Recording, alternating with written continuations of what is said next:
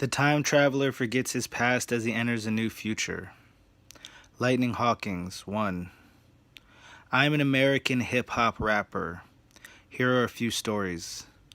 Yesterday, riding my bike through an unfamiliar neighborhood, I came to a peculiar intersection. As I coasted toward the light ahead, a red, blinking, hand-warning countdown switched to an unexpected familiar image.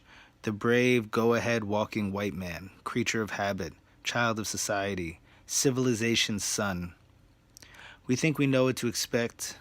We've come to believe we know our universe.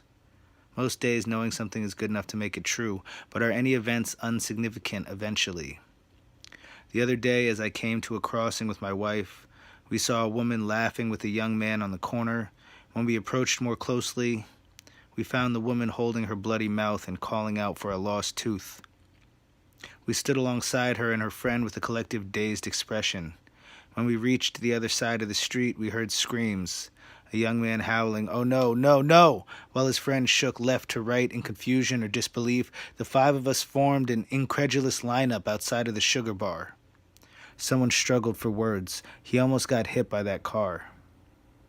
A man stumbled drunkenly out of the street and into shadow. Millie stared onto the avenue at an event that had not occurred. My wife has a keen eye. Once she noticed from across the street an unconscious man with a bleeding head wound. This was a man who had been ignored by many average Samaritans as they stepped around the growing pool of his blood. The ambulance had trouble spotting us until I stepped from the curb to flag them down, but I digress. I meant to be speaking of space and time. In cities, it can be difficult to get any space. One time we left town for a drive south. Turns out one of the things I married was the drive to Central California.